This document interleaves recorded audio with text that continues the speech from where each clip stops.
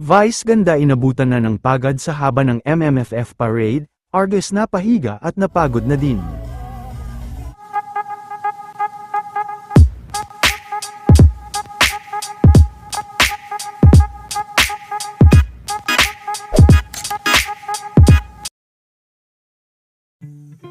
Matapos ang ilang oras na pag-iikot nila Vice sa kanilang parade, ay nakarating na nga sila sa Manila Central Post Office, kung saan ay magkakaroon din nga ng music fest at marami ang mga guest artist na magpe-perform.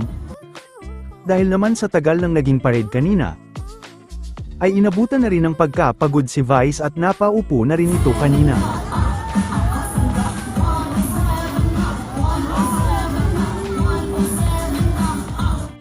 Bagamat inabutan na ng pagod si Vice, ay makikita naman sa mukha nito na nag-e-enjoy pa rin siya sa mainit na suporta ng mga fans. Maging si Argus ay inabutan na rin ng pagod sa parade.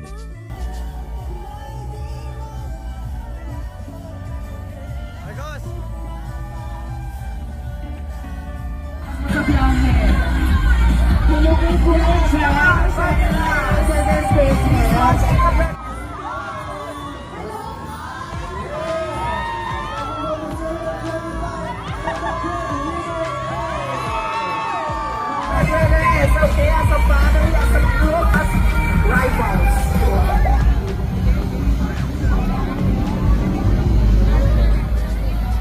PG po, so pwede po isama buong pamilya.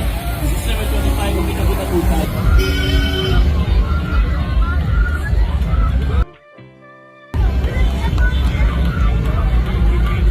Ang Strange Frequency po ay hindi lang po basta horror.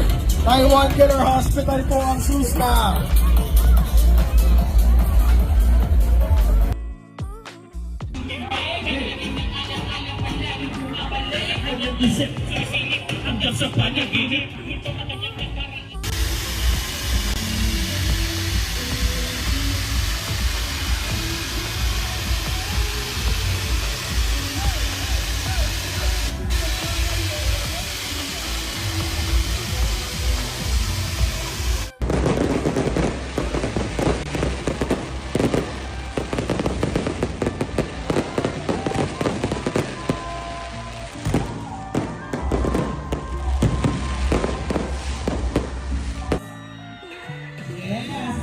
Maraming magaganap ngayong hapon, ngayong gabi, tumawid na tayo, kaya stand by